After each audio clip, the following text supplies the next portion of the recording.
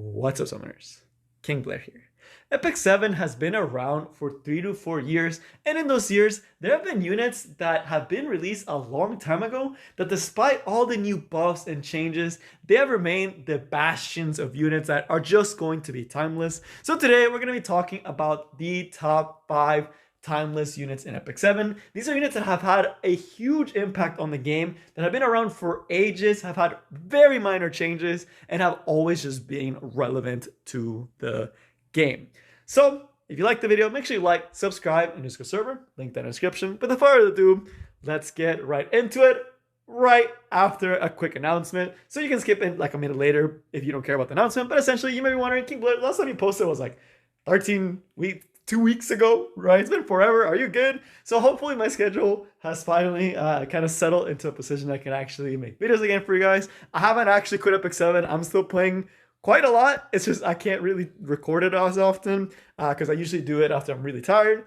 But I do have a lot of really cool videos planned for you guys. Guild Wars tier list, RTA tier list, Arya guide, and some other hot take topics. You know I love my stuff. But yeah, and I've also been playing Mad Dislight, which is the new gacha game that came out. I don't know, I just really like it. So let me know in the comments if you've been playing Dislight as well, and if you would even be interested in making content about it, because I think that'd be kind of fun. But with all that aside, let's actually get to the part that you came here for, the top 5 timeless units in Epic 7.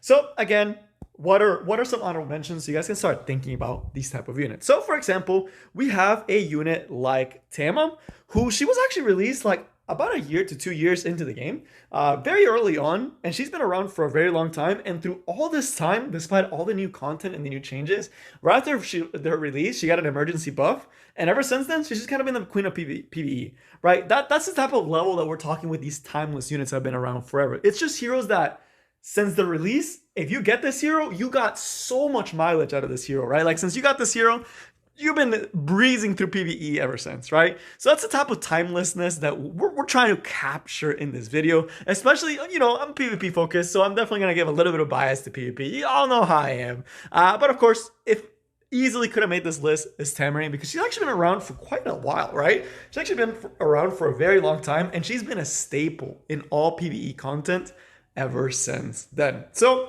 Tama, really good honorable mention. Another one that I'm going to put an honorable mention is actually going to be none other than Diane, because again, she has been around for a long time, but she's now starting to come back due to buffs.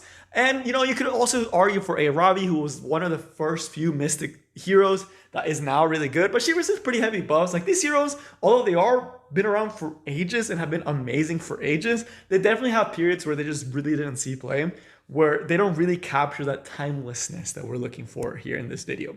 But now that is going to lead us into the top 5. So at number 5, we have none other than Krau. This unit has been used somewhere for the start of the game, right? He was one of the base units in the game. His kit is the exact same that it was when this game was first released. They released Epic 7, Krau was already there. That's how crazy it is for Krau that he's been around this whole time. And at the beginning of the game, he was the best knight. All the way up to RTA Season 1 and 2, he was one of the most meta knights. He still continues to be meta all the way to like Season 4 and 5 until like recently Season 5, 6. He's definitely fallen off quite a bit. You don't really see him as often. The game has gotten way too aggressive for Krau, but he's still a staple in Guild Wars or offense, right? He's still a hero that you slap on Guild Wars because he just gets dubs, and he's been one of the best Guild Wars units since the game came out, right? Like, that's crazy to think about. This unit has just been around for the start of the game, essentially, and it's a unit that, honestly, it's crazy to see how this nice little base kit, no changes, has always had such a big impact in Epic 7. It's one of the reasons I actually like Epic 7. It's the fact that you can use these heroes for such a long time that are old heroes that still are relevant. I think that's really cool. I think that's amazing. I think Krau is one of the best designed heroes in this game. So simple, yet so effective at what he actually does. Definitely going to be one of those timeless units. On the other hand, she's a little bit cheating, but ever since she's come out, it's one of the heroes that was so prevalent for so long in the back of your mind that to this day, she's just there. And it's going to be none other than Seaside Bellona. It originally was a PvP monster. She changed the face of Arena. Arena, you always had to guard against Seaside. Always, right? Ever since that first summer that she dropped, you had to guard against Seaside offense. In RTA, either permaban or pray that you got Rowana through, right? Because if not, you're most likely losing.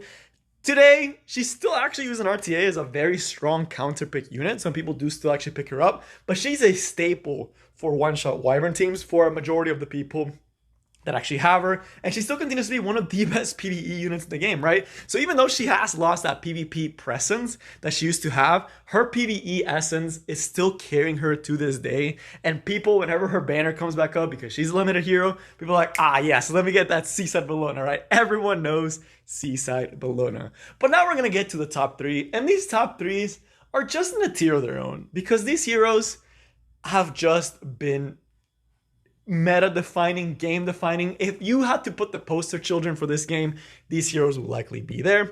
But at number 3, we have none other than Arbiter Vildred. Now, before you get the pitchforks, you're like, King Blair, no shot, this guy is not number 1. Hear me out, and we'll get to it. So Arbiter Vildred, he was actually with the base game, right? He's actually been with the base game, but if you didn't know, he actually received a pretty big buff at one point and then got nerfed.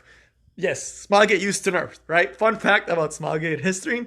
Yes, Smilegate used to nerf. So he actually came out, he kind of sucked, right? He was actually pretty bad for like the first 6 months or so. And then they did the big buff around the time that MLR and Sage Ball got released, where when he revived, he got the CR push, he got to attack buff when he revived, and the CR push, and it was just, and he got damage increase all the way through, right through his whole kit, right? So this massive damage increase and the pushing up when he revived made him incredibly meta, and there was no ML haste to deal with him, right? There was no extinction. He would just destroy the meta, right? They had to nerf him and take away that attack buff when he revived because it was just too strong, right? You couldn't actually deal with it, and you could just cleave your way through Legend, right? In Arena, because there was no RTA at the time. Counters came around, but even in the RTA seasons, he was always there to terrorize as a last pick unit or a first pick unit in the early seasons because he was one of the best DPS options. Nothing really could match up to him, right?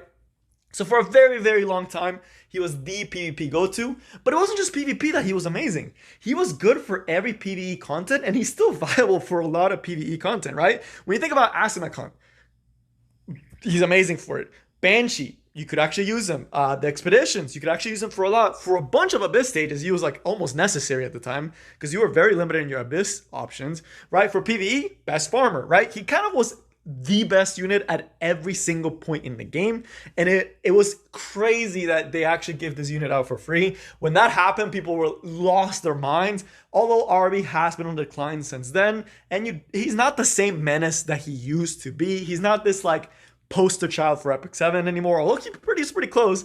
It's very interesting to see how long this unit has actually been around, and he's definitely had his dips here and there with a Degen build that kind of brought him back a little bit. So he definitely have his dips here and there, not as strong a PvE at all or PvP now, so definitely a unit that's on the decline.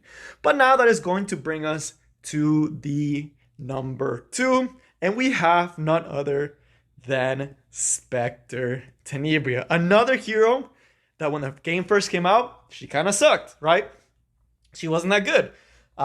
She honestly didn't do too much, right? They buffed her 2 or 3 different times. I think it was actually 3 times, right?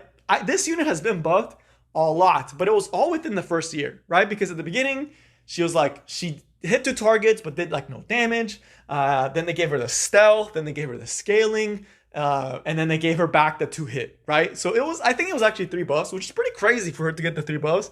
But ever since then, after that first like year where they buffed her, she has been meta to strong at every point in the game. In Abyss, she's almost irreplaceable, right? It's almost impossible to replace her for a lot of different teams, right? There's different teams you can use that don't actually require her, but she's just like a staple in a lot of stages. She makes those stages significantly easier. In PvP, it's like RTA, I hate this unit to this day. That stealth mechanic is one of the strongest mechanics in this game. It is so hard to get around. Even when we were in a heavy AoE meta with Last Rider Krau and Landy and all these big AoE heroes, you know who was there? Stennin. Because at the end of the day, she forces a response from the opponent, and she could build lifesteal, she could build bulky, she could build high damage, right? It's just, she's such a versatile unit and such a strong passive that even to this day, she's one of the most staple units in Epic 7 PvP and even in PvE. It's a unit that honestly hasn't dropped at all for a very, very long time. But that is going to bring us to the number one hero. And you guys are going to be like, no shot. No shot at this unit. But number one is going to be Fallen Cecilia. Unlike all the other units on this list, she has actually never had a bad season or a bad time since her release. Right? And let that sink in, right? Like think about it and let that sink in. She may not have a PvE presence, right? But her PvP presence, she's like the unsung hero, which is why I actually put her on number one. Honestly, Arby should have gone number one. But she's just kind of like at this point where it's just like, she has never had a bad season, right? Arby had bad seasons.